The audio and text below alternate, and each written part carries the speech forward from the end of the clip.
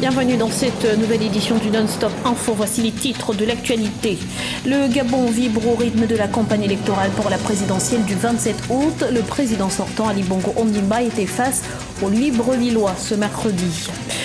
De la pétition électronique aux trolls et coalitions spontanées. Les réseaux sociaux réinventent la culture militante à travers le monde.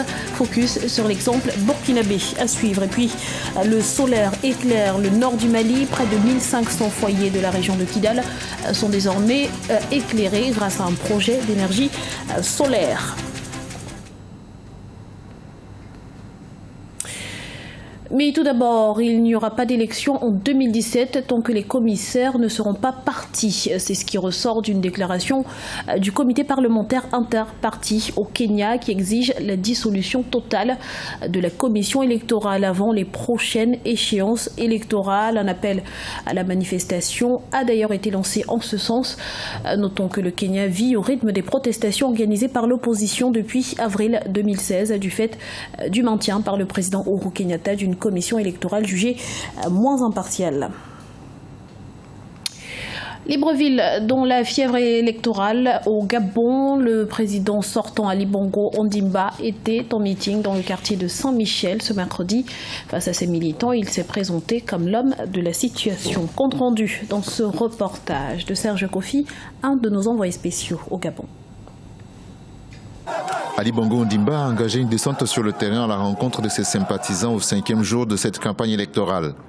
Ici à Saint-Michel, dans le 2e arrondissement de Libreville, le candidat du Parti démocratique gabonais a prôné la rupture avec des pratiques anciennes. Pour lui, l'égalité des chances permettra aux filles et fils du Gabon de pouvoir faire des études, de pouvoir être formés et de pouvoir avoir accès à un emploi. Un programme qui permettra de mettre fin aux privilèges. Nous sommes tous fils et filles d'un même pays. Et que ce pays-là doit donner la chance à tout le monde. Donc c'est cela dont je suis venu vous parler. Il faut dire que le programme de l'égalité des chances permettra à chacun de pouvoir faire des études, de pouvoir être formé, de pouvoir avoir accès à un emploi. Je ne vous dis pas, et je ne viens pas vous vendre quelque chose que je n'ai pas testé. Aujourd'hui, nous avons beaucoup plus d'emplois qu'hier. De 3 000, on est passé à 12 000 emplois par an. Mais pour aller vers l'émergence, il faut passer à 20 000. Oui, je vous dis la vérité. Et tant qu'on n'a pas atteint cela, on n'arrivera pas. Pour Ali Bongo Ondimba, tout doit se faire ensemble. Seul le rassemblement, l'unité et le changement radical des paradigmes pourront aboutir à l'émergence du Gabon en 2025. Au moment où beaucoup ont commencé à nous tourner le dos, au moment où nous ont insultés, traînés dans la boue, ils ont raconté n'importe quoi, vous avez été là pour moi. Et je vous remercie pour ça. Et ce qu'il y a de mieux pour le Gabon, au fond de vous, vous savez. Les partisans sont venus des quartiers environnants pour écouter le président sortant Ali Bongo Ondimba. Outre le chômage, ces militants sont préoccupés par des questions de développement, des structures de santé adéquates, l'égalité, la justice pour tous et la prospérité partagée. Et sachez qu'Africa 24 vous propose des émissions spéciales consacrées à ce scrutin en direct de Libreville tous les jours jusqu'au 26 août. Une émission à partir de 19h15 GMT sur les grands enjeux du Gabon. Le thème du jour est l'université et le développement éducatif, suivi du grand débat de la présidentielle à partir de 20h30 GMT qui aura pour thème diversification de l'économie du Gabon.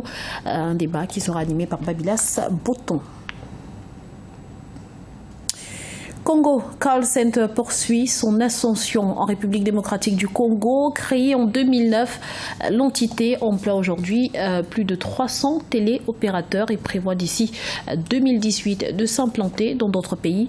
Sa marque de fabrique, son caractère polyglotte. Omo Kalsomba. Congo Call Center, premier centre d'appel indépendant en République démocratique du Congo, a été créé en 2009 par Annie et Félix Samuna, un couple d'entrepreneurs. Avec un capital avoisinant 150 000 $, Congo Call Center emploie aujourd'hui plus de 300 téléopérateurs. Le premier centre d'appel indépendant du Congo gère le service clientèle des grandes entreprises telles que Samsung et des géants du télécom tels que Tigo et Orange. Les langues parlées sont le français, le lingala et l'anglais. En passant par nous, notre client va pouvoir savoir ce que pensent son end-user, ce que veut son end-user. Donc il peut avoir les informations directes de son client, ce qui n'est pas toujours le cas. Par exemple, avec les ONG, justement, le fait de pouvoir installer des lignes par lesquels leurs bénéficiaires peuvent le joindre, mais c'est une nouveauté parce qu'il n'y avait pas ça avant. Ce qu'il y avait, oui, il y avait des personnes qui utilisaient des portables, mais avec des portables, vous n'avez pas, vous ne savez pas voir si vous avez reçu tous les appels, vous ne savez pas voir si les appels ont été pris selon la qualité qu'il faut. Donc, en passant par un call center, l'outil vous permet de voir tout ça. Les opérateurs télécoms représentent une part non négligeable dans la création de richesses en République démocratique du Congo. En 2015, les usagers sont passés de 300 000 à 35 millions avec un taux de pénétration estimé à 49% en 2015. Avec l'amélioration de la connectivité et l'arrivée récente du câble à fibre optique dans le pays, les fondateurs de Congo Call Center prévoient beaucoup d'innovations dans l'offre de leurs services. Les défis principaux au début, c'était financier. Parce que nous travaillions sur fonds propres et maintenir une activité sans clientèle pendant 2 ans, c'était vraiment un véritable challenge et nous avons pu quand même y arriver et nous avons pu développer d'abord tout ce qui est partie formation. Et donc c'est ainsi que quand nous avions eu notre premier contrat en 2009, nous avons poussé un ouf de soulagement parce que c'était très dur de financer une activité pareille avec des fonds propres.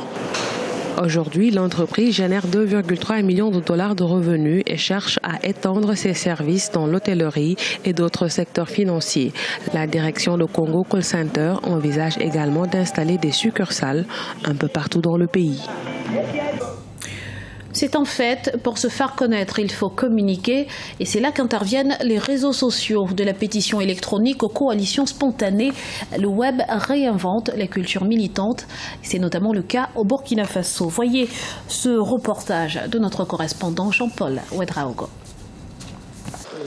Difficile de compter l'histoire politique récente du Burkina Faso sans mentionner qu'elle a coïncidé avec l'âge d'or des réseaux sociaux dans ce pays. Catalyseur de grandes mobilisations de contestation, Facebook et Twitter ont particulièrement contribué pour beaucoup dans les luttes sociales en donnant la parole aux populations. Ce fut notamment le cas lors de l'insurrection des 30 et 31 octobre 2014 et le coup d'État du 16 septembre 2015. Si vous voulez, c'est comme un melting pot et je pense que, quoi qu'on dise, la renommée qu'a Facebook au niveau international aussi joue. C'est quand même le premier des réseaux sociaux, donc quand on veut utiliser, quand on a un smartphone, la première des choses, même si on ne connaît rien aux réseaux sociaux, c'est de demander est-ce que je peux utiliser Facebook. Après, ce qui fera la différence, c'est que pour utiliser un réseau social comme Twitter, ça demande un certain professionnalisme. Nouveau lieu de la lutte des classes, l'introduction des réseaux sociaux dans le pays est récente. En 2013, on dénombrait 150 000 utilisateurs du seul réseau social Facebook contre 111 300 usagers en 2011. Un taux de pénétration qui n'a cessé de croître selon des observateurs. De nos jours, l'engouement autour de ces nouveaux médias s'est également consolidé au profit d'œuvres sociales et humanitaires. Aujourd'hui, on a un objectif 15 millions de francs CFA qu'on veut mobiliser pour payer 6 couveuses afin de doter l'hôpital Yalgado qui n'a que 2 couveuses de fonctionnels. Pour tout un Burkina Faso, c'est pas beau. Aujourd'hui, on a comme résultat 7 millions de francs CFA après seulement 3 semaines. On n'est même pas passé à la télévision pour dire un I ou un O. C'est juste sur les réseaux sociaux qu'on a mobilisé les gens en disant agissez, réagissez, parce que ça peut vous arriver vous aussi. Malgré la fracture numérique importante entre les villes du pays, les Burkinabés restent très attachés à l'utilisation des réseaux sociaux. On situe entre 18 et 35 ans l'intervalle d'âge des internautes qui s'y intéressent le plus. Pour sa part, le gouvernement burkinabé s'est donné pour défi la construction prochaine d'une fibre optique reliant la capitale à la frontière du Ghana. À terme, cela équivaudrait à une meilleure exploitation des réseaux sociaux pour le grand bonheur des utilisateurs. Le solaire, en réponse à la crise énergétique dans le nord du Mali, 1500 foyers de Kidal ont désormais accès à l'électricité grâce à un projet d'énergie solaire, un projet qui a changé la vie des bénéficiaires. Pascal Kwame. Résidents de Kidal ont retrouvé un regain de dynamisme économique grâce à un projet d'éclairage solaire récemment introduit dans la région. Environ 1500 ménages sont désormais mis sous tension autour de Kidal dans le cadre d'un projet de $50 000 américains financé par la mission de l'ONU au Mali, la MINUSMA.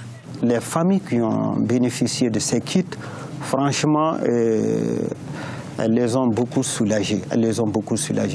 Parce que, en plus du fait qu'elles étaient déjà dans l'obscurité, à travers ces kits-là, vraiment, ils sont sortis de cette obscurité et ça a servi à pas mal de choses, surtout dans les familles où il y a des enfants qui étudient. Et ça a permis effectivement aux femmes ménagères de mener leurs activités la nuit. Le gouvernement tente de promouvoir l'énergie renouvelable depuis 2007 en espérant atteindre 15% de l'approvisionnement en énergie nationale totale d'ici 2020. La plupart de l'approvisionnement en électricité du pays est produite par un barrage commun sur le fleuve Sénégal au Mali, qui fournit également l'énergie hydroélectrique en Mauritanie et au Sénégal. On fait la lumière et on allume nos téléphones. Avant, on ne trouvait pas quelque chose pour charger les téléphones, mais maintenant, on trouve de quoi charger les téléphones. Et la nuit aussi, on allume l'ampoule. Nous voyons avec jusqu'à ce qu'on va dormir. C'est l'ONG Afford Local qui est à l'origine de cette distribution des kits solaires aux populations. Le gouvernement malien prévoit, lui, 2 usines d'énergie solaire pour alimenter le réseau national, dont un dans la région centrale de Ségou, qui serait la première usine solaire à échelle utilitaire de l'Afrique de l'Ouest, avec une capacité prévisionnelle de 33 MW, capable de couvrir 5% des besoins en électricité du Mali. Fin de ce journal, nous vous remercions pour votre fidélité. Restez sur Africa 24 dans un instant, une nouvelle édition de l'information.